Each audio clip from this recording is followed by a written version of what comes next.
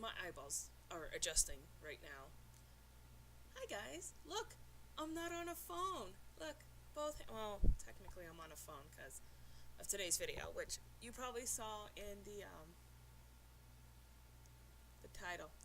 It's one of those days, which is why we're discussing this subject. So, if I get loud all of a sudden, it's because I have my mic here. Did not mean to touch that. Here, because I don't have a mic and I keep looking at the screen and not at the camera because I'm exhausted and I can't think straight. Anyways, hey guys, it's Trick 184. Yep, one of those days. So, I am trying something new. I am getting confused about which side is which because it's flipped. That's the side I want, and there we go. So, I am using my webcam on my laptop.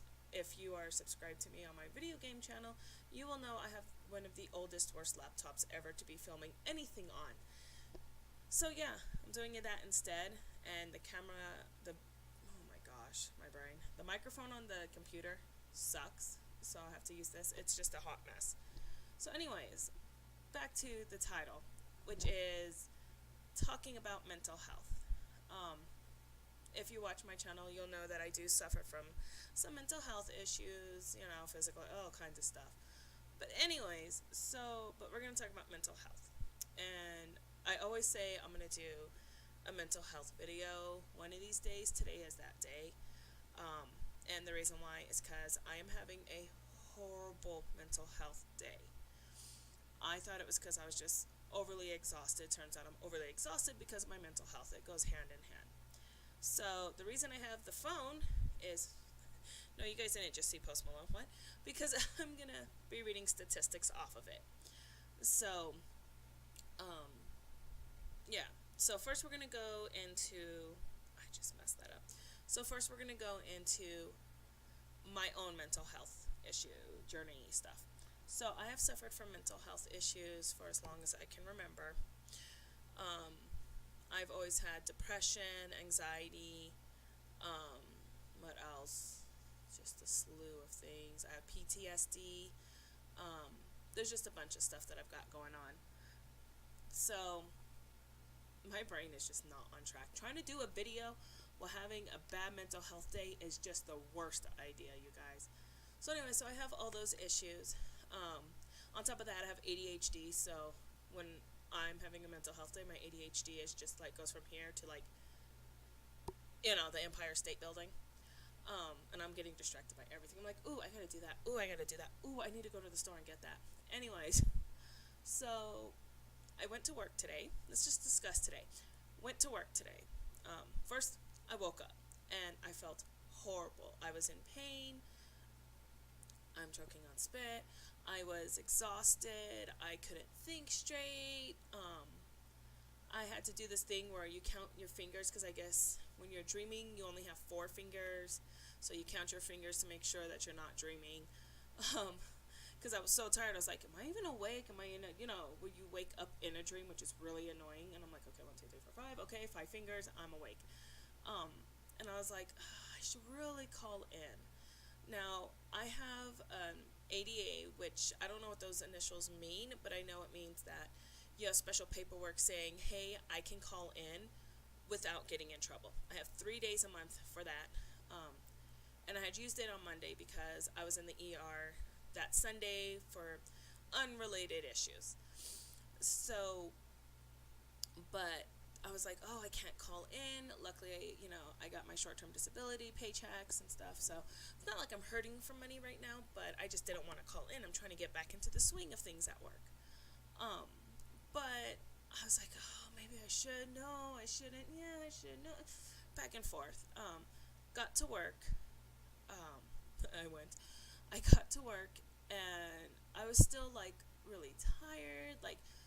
I don't know if you guys have this, if you have mental health issues, or if you've ever had this period where you're so tired, your brain, best description is it feels weird, you haven't slept in days, and that's how I felt, because I have insomnia, so I know what that feels like. So that's how it felt. And I was like, no, I just need to get some coffee in me, which I have coffee and it's doing nothing. Got to work, jumped on the phones. For those who don't know, I work at a call center. So I'm on the phones all day, which can actually spike my anxiety, like, a lot. Depends on the type of day. I figured Wednesday when I was at work, it was a great day. The phone calls were amazing. I had my couple of people that I was just like, just stop talking, please. But I thought, it's been a good week. I'm getting back in the flow of things. I'm doing good. I'm fine. Jumped on the phone and logging into all the systems, I was like, I feel like I'm about to have an anxiety attack. But I don't know if it's an anxiety attack or if I'm just really, really, really tired.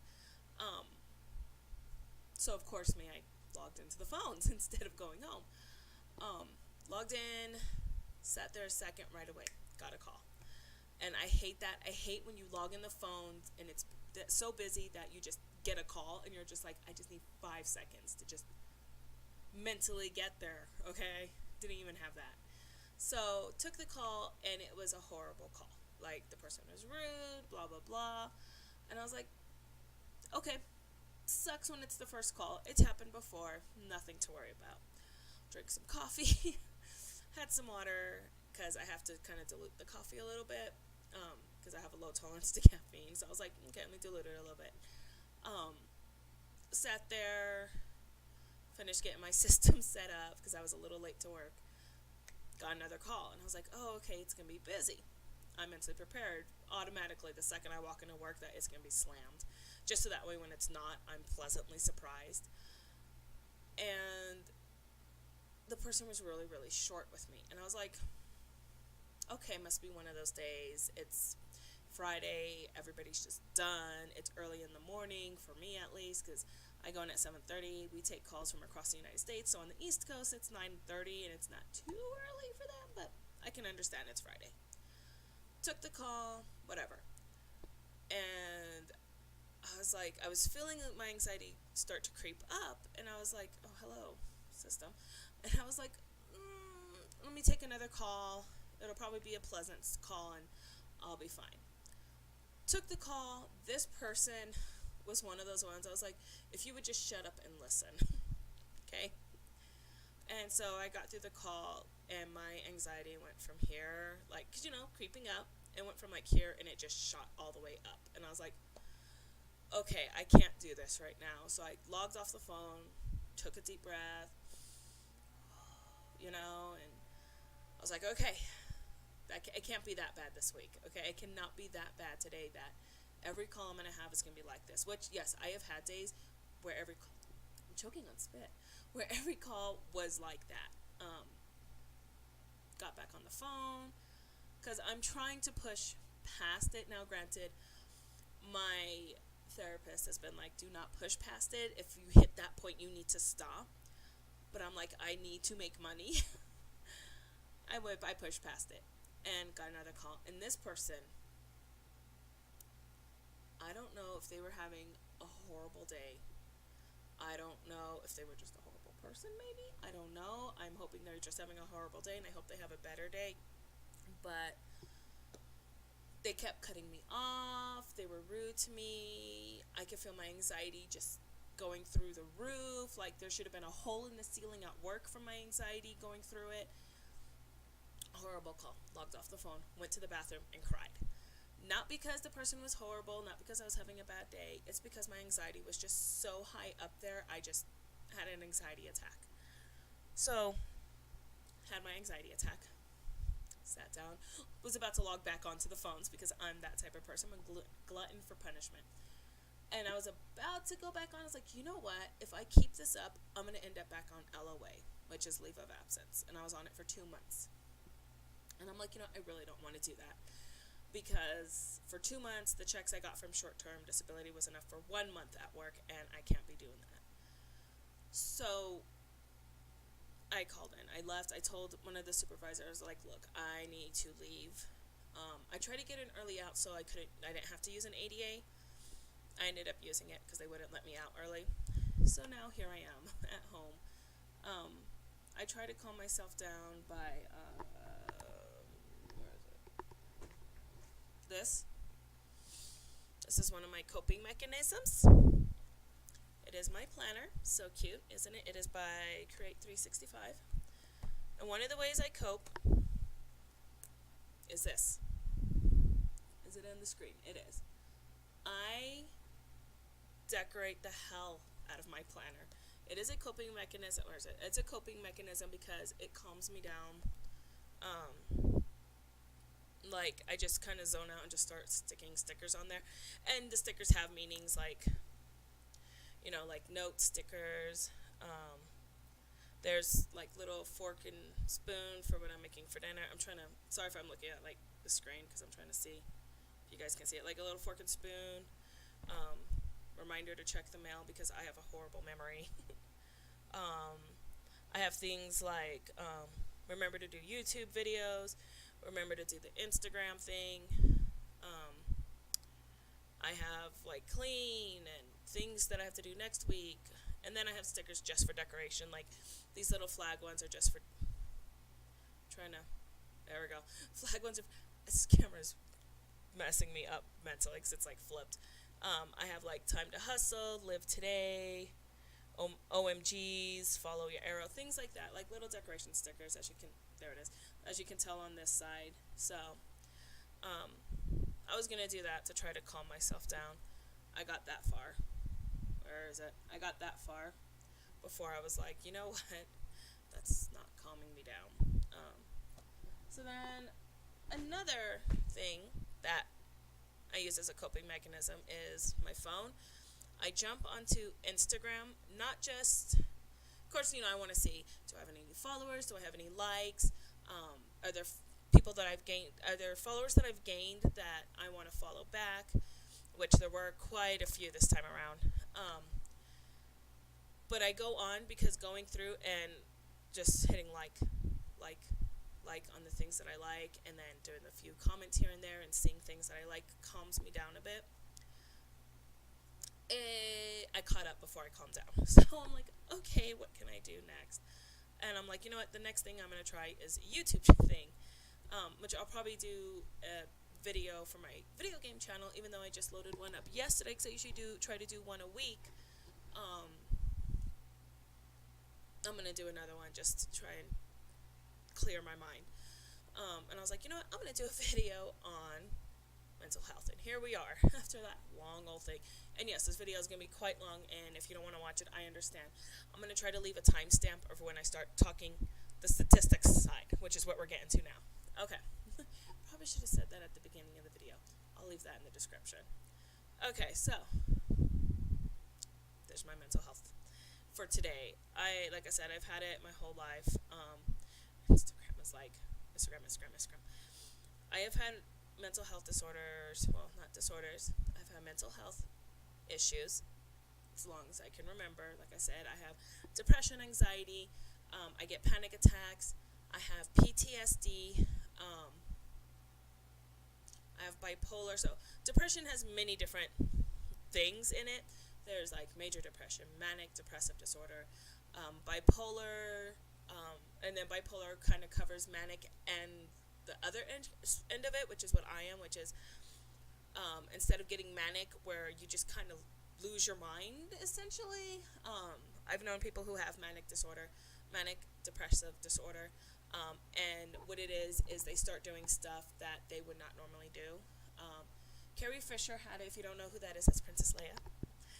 She had it, and she would, I want to say I read a story where her manic depressive flared to the point that she went streaking naked, which obviously she would never do. Mine is on the other spectrum of that. Mine is, I get super, super depressed. So, to the point that I have to call my therapist to bring me back up because I'm just like, I'm tired. I don't want to do anything. I just want to sleep all day. I keep hitting the mic. I'm sorry, guys. So, my levels are always kind of low. I'm called a high-functioning depressive person, where my levels are low, but what's the word I'm looking for? The way I act and everything is up high, so you can't tell. And that's just the type of person I am. where I'm super bubbly and I'm bouncy and I'm always laughing and smiling, and in reality my depression is like this. We'll do this as a thing so you can see, because I have to do more. So it's low, and then when my depression kicks in, it isn't, sometimes it's like a little steady thing where it's like other times it just goes like that, and it sucks when it does that. And so I have an itchy nose. Hello. So there's mine, and then I have PTSD from a couple different situations. So yeah, there's me. So when I'm like bubbly and stuff, usually I am. Anyways, I'm just always like, happy and smiling and stuff, but there's still that like in the back of my mind back burner situation where I'm just constantly depressed, and it sucks because I won't go on medication for it. Medication makes it worse for me, and we're gonna get into that too. Okay, statistics time. Okay. That's what it decided to do. Okay, it's doing its own thing. I was gonna show you guys that I have Post Malone as my background, flipping me off, because that's how I roll. Okay, so let's pull up the statistics. So I am on the National Institute of Mental Health, which is the government website. I went to a different couple. I was trying to find the government one because that's more correct. Sometimes it's not. We won't get into that. They try. So I'm going to look at some of the statistics here. So the first one is, in the past year, prevalence of any anxiety disorder among adults in the U.S. So this is all U.S. statistics. So if you're in another country, I'm sorry. I probably should look yours up, and I probably will on another video. But in the U.S., this is the statistics. So overall, about 19% of adults have some form of anxiety, okay? And then I'm looking here, and it looks like, so female versus male, women have more anxiety. That's probably because we think too much. I'll admit it. We think way too much. And then here's the age group thing. Okay, so 18 to 29-year-olds, 22.3%. And then, my brain just stopped. For ages 30 through 44, which is where I am, it is 22.7%. 45 to 59 is 20.6%. And then 60 and up is 9%. So, no, this is where I'm concerned. This is where I'm a little confused, because I talk to a lot of people, and I don't know if I just attract these type of people or what. Almost everybody I know has some form of anxiety. So, I don't know what that's talking about. I'm just saying. Yeah, no, I think it's way more than 19%, because, especially, I don't know if people with anxiety are drawn to call centers to increase our anxiety, but a lot of the people I know there have really severe anxiety. I have a friend there whose anxiety is so bad that she has to bring in anxiety medication. She brings in oils and stuff to smell to calm her anxiety down. I, for instance, have coloring books and dot to dots, which I am obsessed with, because I just literally zone out and just draw lines. And it has mazes, things like that, to like get my mind off, so I can log off the phones and color for a second, or do dot to dot or something. But yeah, that's me. And then, where'd it go? Where is it? Okay. The past year severity of any anxiety disorder among U.S. adults. So, this is old statistics, this is from 2001, 2003. Why aren't you updated, Joe? Okay. You know what? We're going to look up a different site, because that's too old. Where did I look? I saw another one that I was like, maybe. When was this updated? I should probably have looked this up beforehand.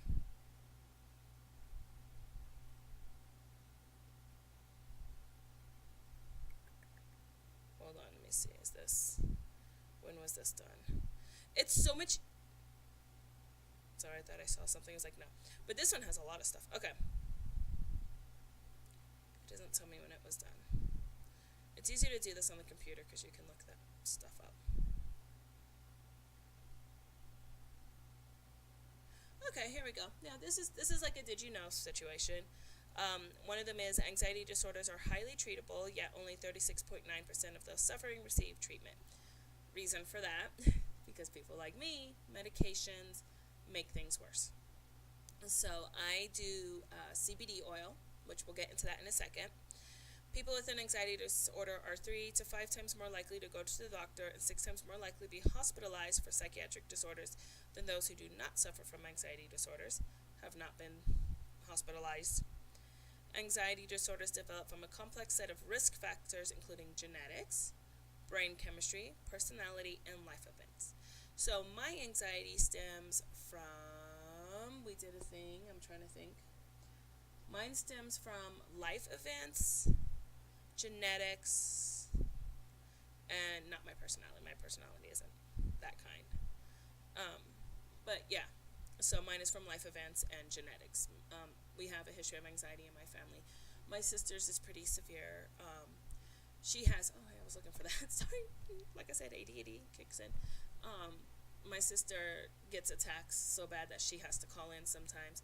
My mom, the same way. It's just a genetics thing plus life events makes mine just all over the place. And I swear if I hit the microphone again, I give you permission to smack me. Okay. It is not uncommon for someone with an anxiety disorder to also suffer from depression or vice versa. Nearly 1/2 of those diagnosed with depression are also diagnosed with an anxiety disorder, which is very true. Like I said, I have both depression and anxiety, which is just not fun. Let's see here.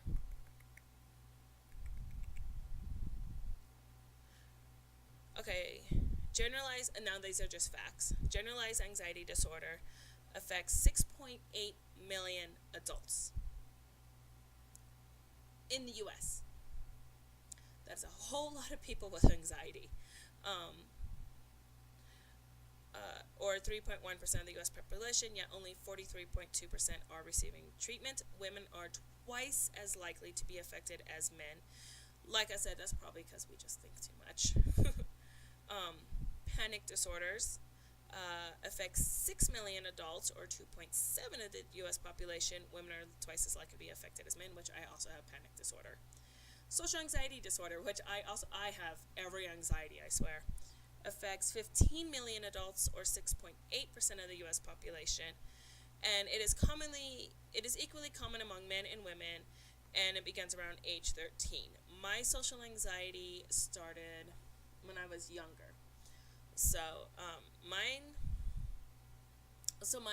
social anxiety, it's hard to tell that I have it because I will go into a situation that involves a lot of socializing, whatever, and it looks like I'm fine, and in reality my heart is going a million times a minute. I'm like really, because my body temperature drops, I'm cold, my hands are shaking, but I've done it for so long, I've been able to do it for so long to just kind of like make everything look okay that nobody can tell. I'm just that good. Specific phobias affect 19 million adults, or 8.7% of the U.S. population. Symptoms typically begin in childhood. The average age of onset is 7 years old.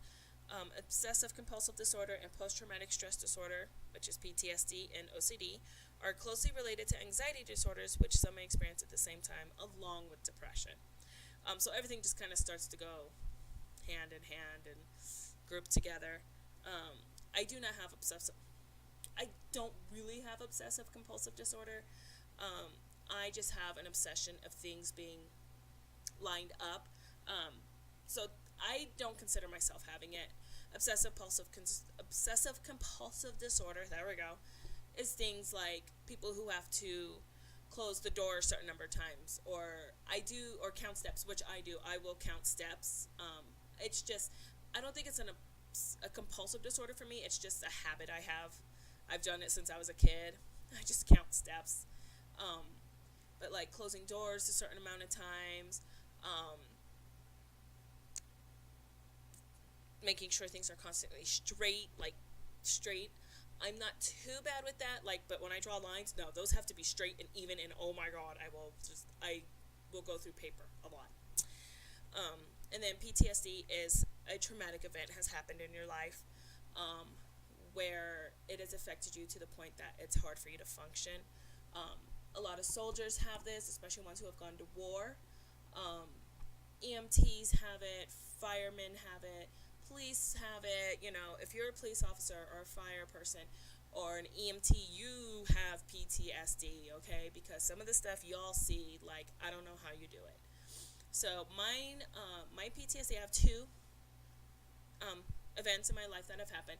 One of them, my doctor, oh my god, I can't talk. My doctor diagnosed me with PTSD from a childhood event that we don't know what happened, but we know something happened because I've blocked part of my childhood off.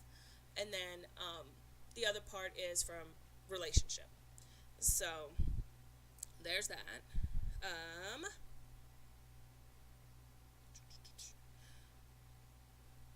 As it now discusses these. Okay, so OCD affects 2.2 million adults, or 1% of the U.S. population. It's equally common among men and women, and the average age of onset is 19, with 25% of cases occurring by age 14. Post-traumatic stress disorder, or PTSD, which is one that a lot of people know about, especially since we've had this war with Iraq, I think it was, and Afghanistan since I was in high school, and that was a long time ago. It affects 7.7 million adults, or 3.5% of the U.S. population. Women are more likely to be affected than men. Rape is the most likely trigger of PTSD. 65% of men and 45% of women who are raped will develop the disorder. And childhood sexual abuse is a strong predictor of lifetime likelihood for developing PTSD. So, for those of you who say men don't get raped, 65% more than women. Okay, just saying. Major depressive disorder, which I don't know if you guys get this. I know this is going off topic. Does it ever feel like you have a hair and you're just constantly scratching? Yeah. Or is that just me? Am I that weird officially? Okay, major depressive disorder. This is one of the ones I have.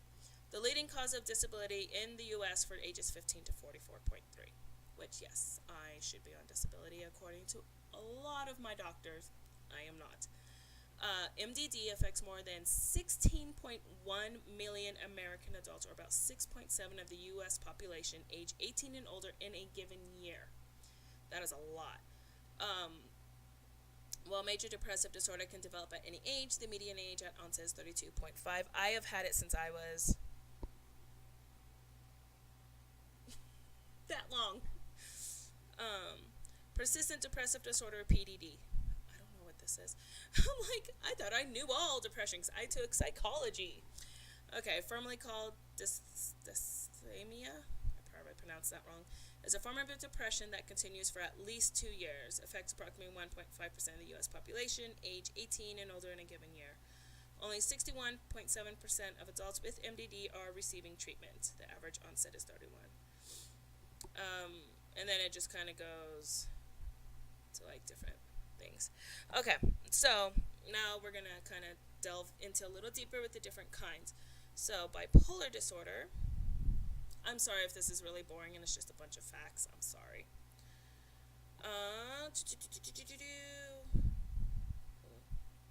There we go. I was like, it's giving me options. I'm like, that's a lot of options.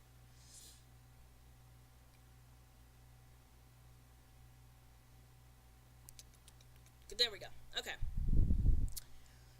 Comfortable here because this is kind of long. I'm sorry. So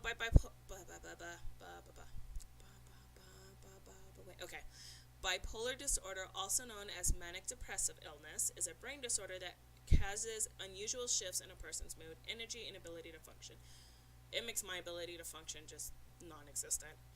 The mood episodes associated with the disorder persist from days to weeks or longer. Mine are dependent on the day, and can be dramatic, with periods of being overly high and or irritable to periods of persistent sadness and hopelessness, which is where we're going to get into that soon. Severe changes in behavior go along with the mood changes. These periods of highs and lows, called episodes of mania and depression, can be distinct episodes, often reoccurring over time, so they may occur together or in a so-called mixed state. Often people with bipolar disorder experience periods of normal mood in between mood episodes, which, yes I do. It's not a depressive day, it's an anxiety day.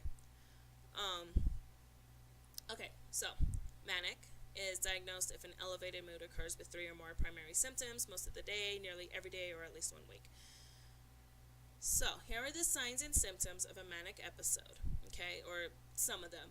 So, real quick, the reason this is so long and why I want to do this is, one, I think people understanding mental health, especially if someone you know or love has mental health issues, it is so important for you to understand and have empathy for what they are going through. I'm about to start crying. I told you my anxiety and depression is just all over the place today.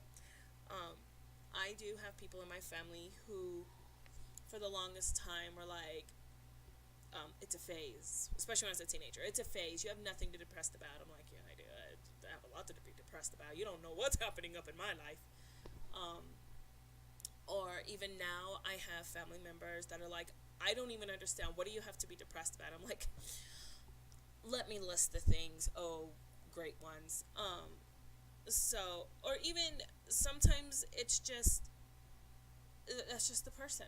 And it's really important for you to understand. And I'm going to go into later on about ways you can help somebody with it. Some of it's going to be from my own experience or how I would like people to help me. Because when you're depressed or have an anxiety attack or anything like that, you don't ask for help. You just kind of sit there and deal with it. I think I've called my therapist during an anxiety attack once, and I've been seeing her for like 3 or 4 years. So we don't ask for help. But if you know we're doing it, like, just kind of jump in. Or even when the person's not having a mental health issue, ask them, be like, okay, when this happens, what do I need to do to help you? Which would be so helpful to us. You have no idea. I don't know if you guys seen this, slightly off topic, seen this little comic where, I have it somewhere in this phone. Wait, I don't know if you guys can hear that. Thank you, leaf blower. I probably don't have it because I'm a ditz and I have phone issues. Yeah, I don't have it. It's pretty much just, take sad person, or no, it's like, how does it go? Oh my god, it's like the cutest thing ever. It's pull out a blanket, lay blanket on floor, pick up sad person, put sad person inside of blanket, roll sad person up like a burrito, place on couch, bring favorite snacks, put on a favorite movie, cuddle. Which, for some, yes, that would be great. For me, I want to be left the hell alone. So mine would be like, put sad person in blanket, roll up, put in bed, leave the hell alone. So, okay.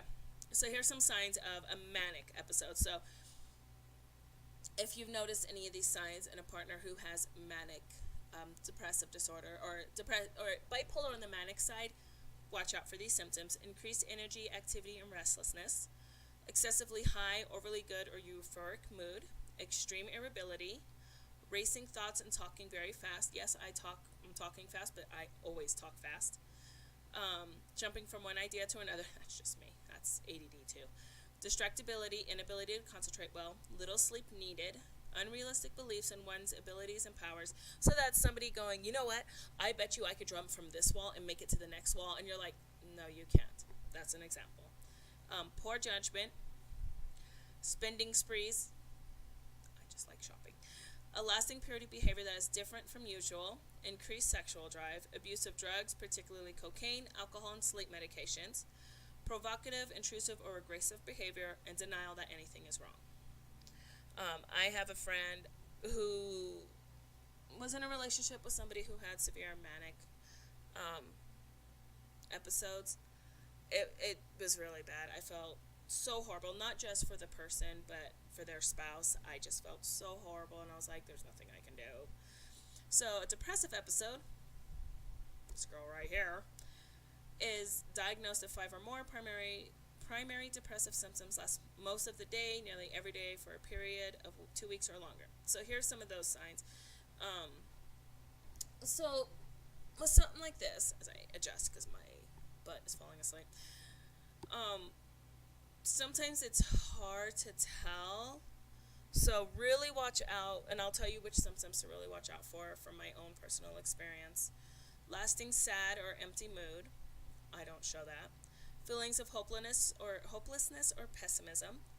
You don't know when I'm feeling like that. Feelings of guilt, worthlessness, or helplessness. Once again, you don't know when I'm feeling like that. Loss of interest in or pleasures in activities once enjoyed, including sex. I have that. Not the sex part. Not that you guys need to know yes or no. It's a mystery. Mine is more like I go from like making dream catchers or something to just being like whatever. I don't care. It's fine. Decreased energy, a feeling of fatigue, or of being slowed down. That is me. You can tell when I'm about to hit because I go from having energy and cleaning to just not and wanting to sleep. Difficulty concentrating, remembering, or making decisions. I had that really severe, which is why I went on LOA. I couldn't remember anything. I'm still having issues. Sleeping too much or having trouble sleeping. Insomnia. Change in appetite or unintended weight loss or gain. I went 2 weeks without eating. Thoughts of death or suicide attempts. For instance, those take a lot for me to get to. When I was a teenager, it was a little bit easier for me to get to that, which was not good because I was not getting help. It was just a hot mess when I was a teen. Anyways, so there's that. Okay, we're going to go ahead. Oh, wait, it talked about something. Hold on. God dang it. I got to go back through. Where is it? Hello, leaf blower. You're so helpful. Where the heck did it go? It was talking about panic attacks. Okay. A few clues may suggest the presence of both an anxiety disorder and bipolar disorder. So here's a few of the clues. The presence of panic attacks, significant anxiety, nervousness, worry, or fearful avoidance of activities, in addition to periods of depression and mania or hypomania. Development symptoms as a child or young adult, which people with both disorders are more likely to report. Significant problems with sleep and persistent anxiety, even when not in a manic state. Increased sensitivity to initial side effects of medication, stuff like that. Okay.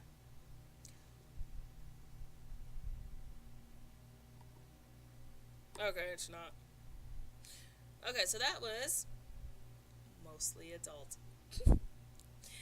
Children have anxiety disorders affect 25.1% of children between 13 and 18.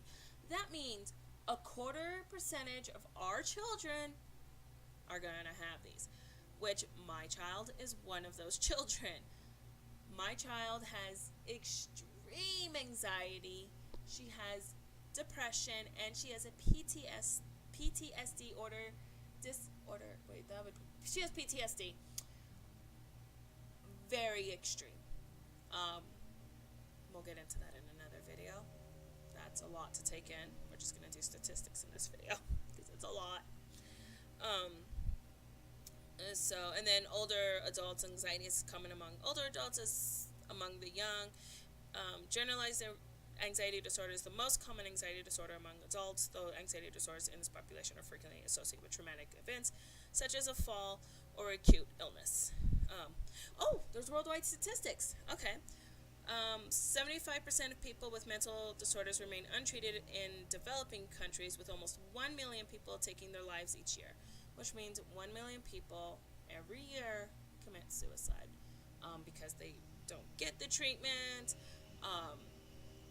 Nobody cares enough to give them treatment. I can almost guarantee a good percentage of that is homeless people because nobody tends to care about homeless people, and it breaks my heart. And then here's, of course, some treatment options. There's therapy, which is what I do, just because I can't do medication. So I go to therapy to talk it out, and then I do CBD oil, which we will discuss.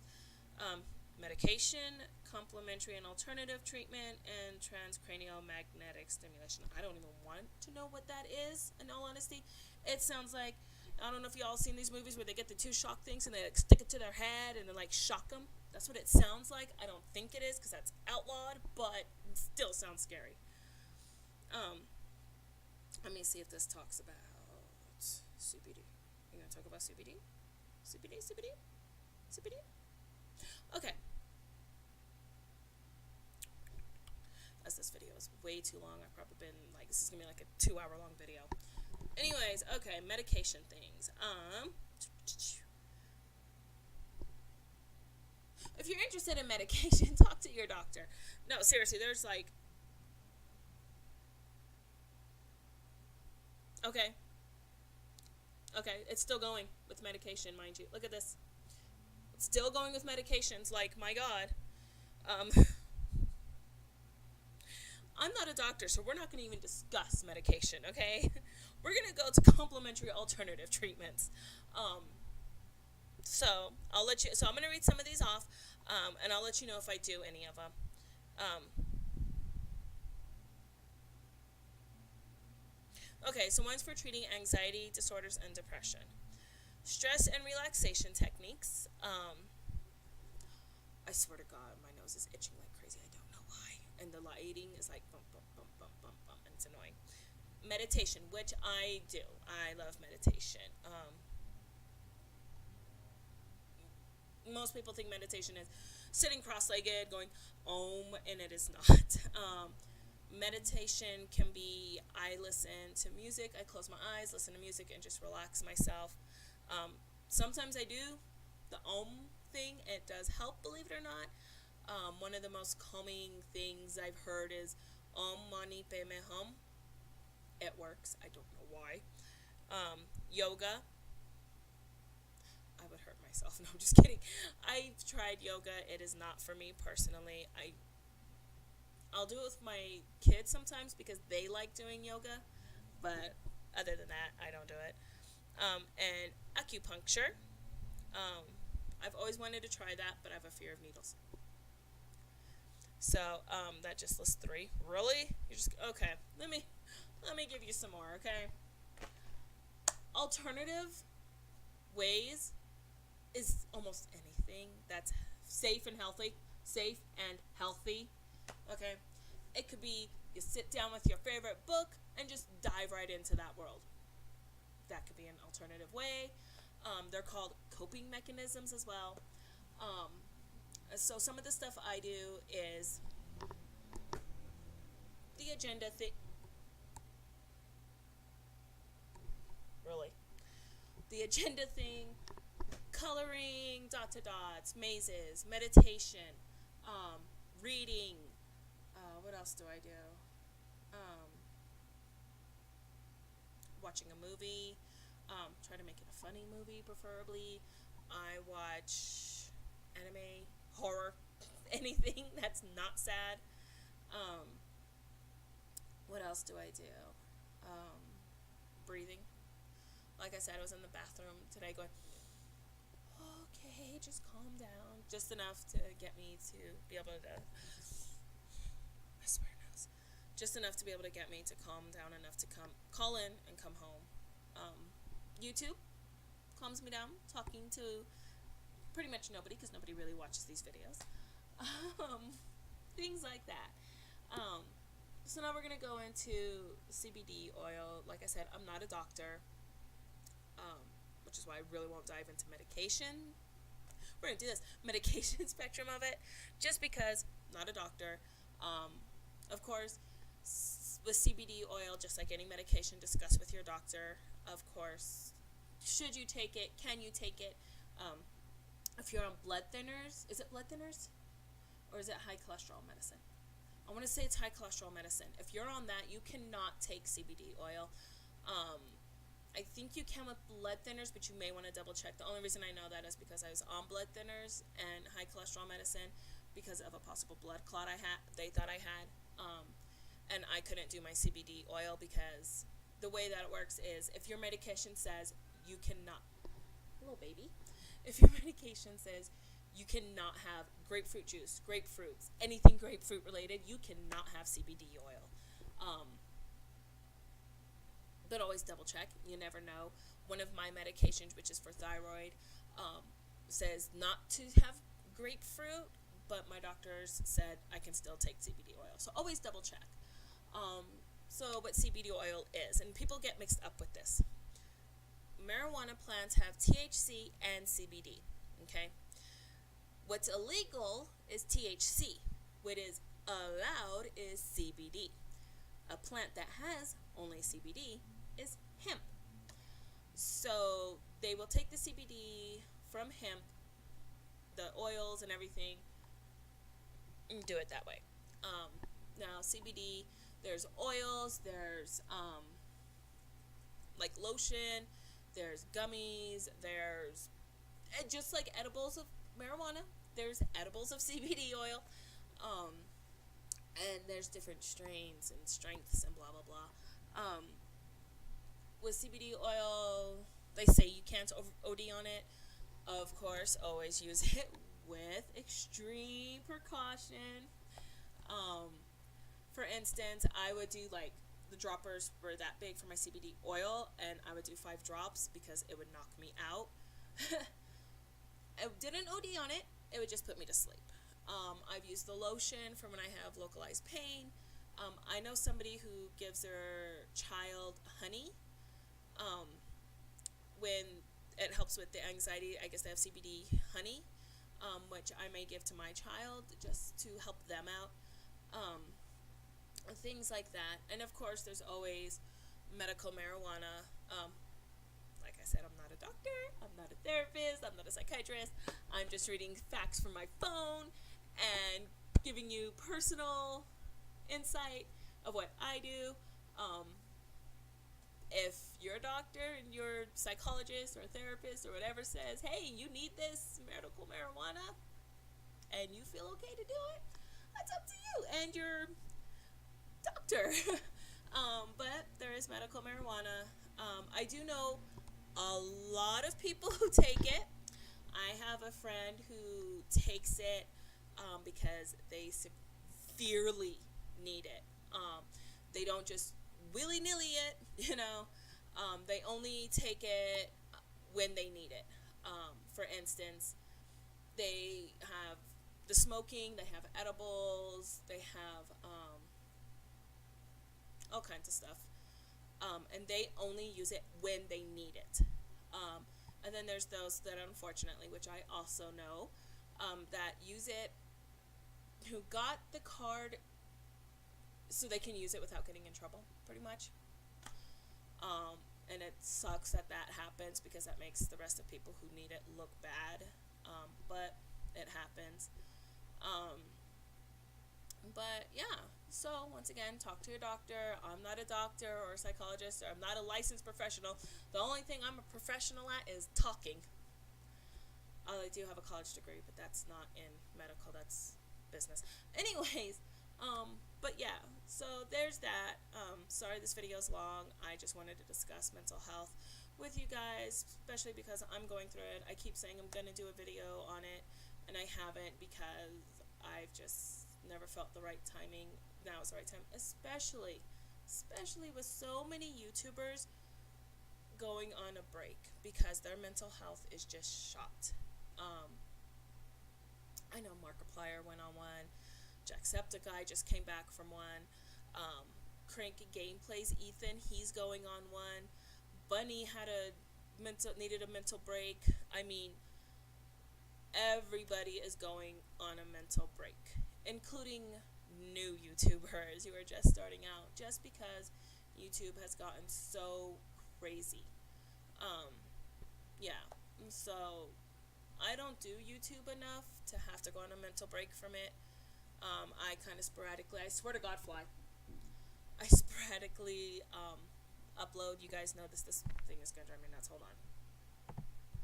I sporadically upload just when I willy-nilly feel like it. I do want to try to upload more regularly, at least once a week, for both channels. But yeah, so especially with all these YouTubers going on mental health breaks, like, it's something that needs to be addressed. And I can guarantee those statistics that I read about the amount of the U.S. population that have it should probably be higher, but nobody gets it done. Either they're embarrassed, they're being told that it's ridiculous, they're fine. If you ever feel depressed or lonely, anything at all, talk to a doctor, please, because there is help out there. Like I said, there's other things besides medication. If you don't want to do it because you've heard the horror stories of being on medication, talk to somebody who can give you a holistic approach, For instance, my doctor knows I refuse to be on medications just from past experiences with medications, so they try to help me out with, alternative things. The same with my child. I refuse to put my child on any kind of medication because of my own experiences. I don't want them to go through it. So we do alternative things with them too. So if you have any kind of depressive thoughts, suicidal thoughts, thoughts of harming yourself, if you just feel down, talk to somebody that you know you can talk to that won't judge you. If there's nobody that you can talk to like that, a lot of workplaces actually have, I think a lot of them use People Connect, which is what my job uses as well. There's a lot of jobs actually have a phone number for you to call to talk to somebody. Be like, hey, I'm feeling like this. I need help. Feeling like this. I don't know what's going on. They can recommend a doctor to you. Things like that. So make sure you do that. I'm probably in the description gonna put a list of phone numbers that you can call, of course, like the suicide hotline, websites. I'm gonna have to find what website I use so I can cite that. Things like that. But yeah, get help if you need it. Even if you're just feeling sad, like really, really sad one day, talk to somebody, if you're just sitting there like, oh, I don't have depression, I just, feel down in the dumps once in a blue moon, doesn't matter. Talk to somebody. Always talk to somebody. You never want to bottle anything up because it can develop into something worse. I think that's about it as far as this video is concerned. Like I said, I'll leave some phone numbers and links in the description of places that you can go. Also, the not sponsored, because you have to say that, not sponsored, I'm going to leave a list of apps that you can use. There's 2 of them that I used to use. I don't use them anymore just because I get bored with apps, so I stopped using them. But 2 of them, I have an incoming call. I don't want to talk to you. Oh, I have things to do. I was like, wait, I got bills to pay. But, I'll leave some apps on the thing. One of them was, we're going to look it up because I really like these apps. One of them is, my butt went numb. One of them is really, really good. Let me see if I can find it. I probably edited most of that out. Kind of back. So one of them is Booster Buddy. I'm trying to find them all. And I have a lot more apps that I've had on this phone than I thought. So one of them is Booster Buddy. And that one it makes you check in every day, and say, hey, I'm having this kind of day. My legs are falling. I'm just having a day. Makes you check in, ask how you're doing, what I can do to help, things like that. My phone is just vibrating every 5 seconds. Another one is, everybody's heard of this. There's tons of ads for it on YouTube, Headspace. That one you kind of have to pay for. There's some that are free, some that aren't free. You kind of have to pay for that one. But that's another one that you can do. I use one called Calm.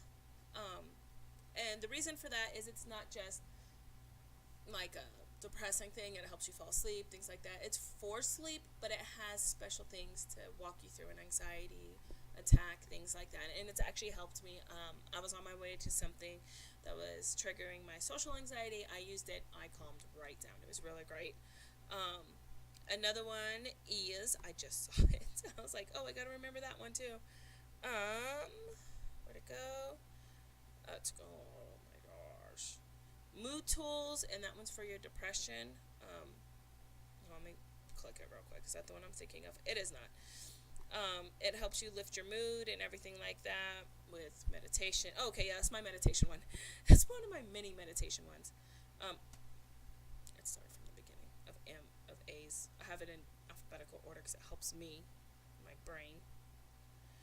Come on, go back to M's. There we go. Okay, so there's that. There's Neuronation, which is helpful with that. That one is more like working out your brain.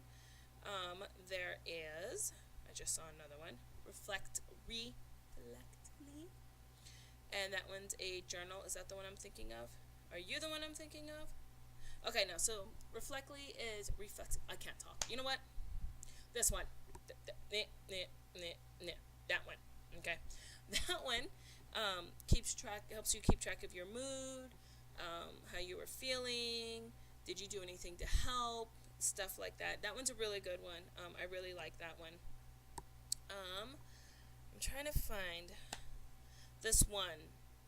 And it was actually amazing to use. I could have sworn it started with an S and I was wrong. Where is it? Oh my gosh, Becky.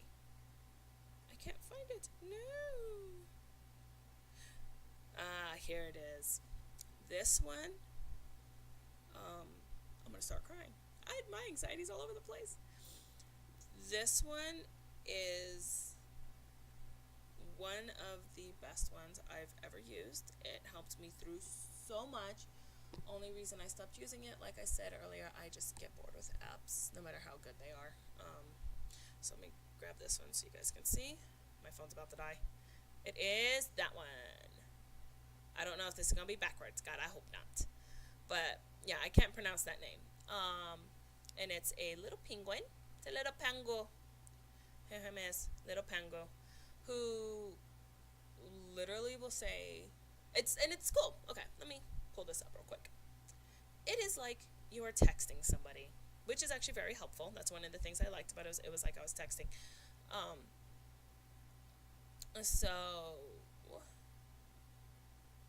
And you can put in,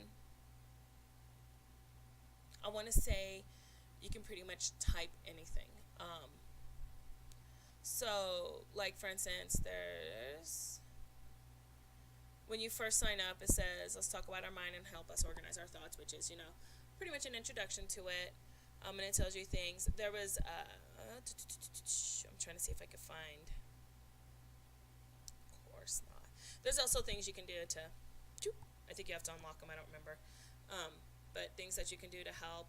So, for instance, I was having a rough day, and it says, hi, you open it up, and it automatically goes, little pengu, goes, hi, how are you doing? And I was like, I feel like crap. Literally, I typed, I feel like crap. And it was like, oh, I'm sorry to hear about that. What happened today?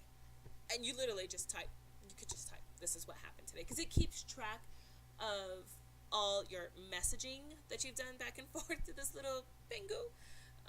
So you can type, this is what happened. It was a crap day. All this happened.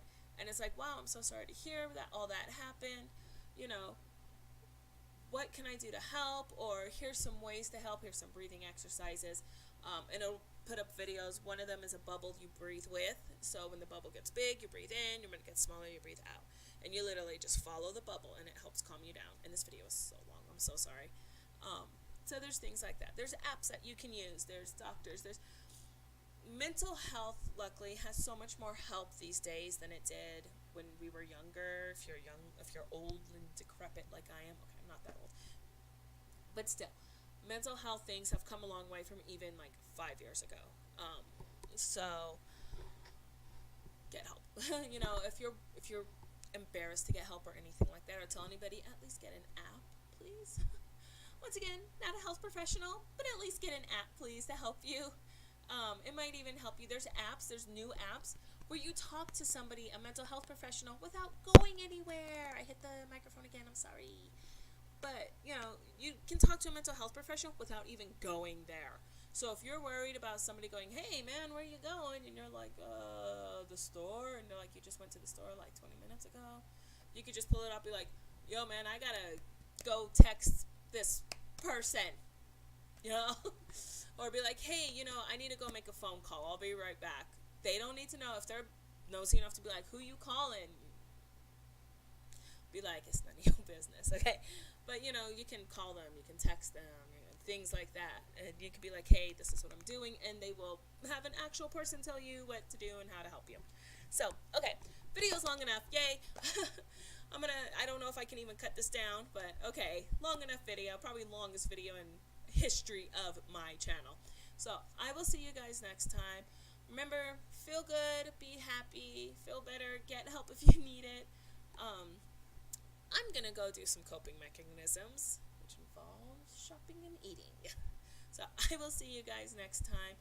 Remember, stay awesome, be happy, and I don't want to go into the whole spiel of everything, but leave a comment. Maybe, you can meet somebody who has something going on with them, and you guys can talk, and you can make friends that way and have someone to talk to that way. So leave a comment, if you've gone through anything, if you know anybody Or even if you want to leave a comment saying, hey, does anybody know somebody in this area? You never know. So I will talk to you guys later, and stay awesome, be happy, and bye-bye.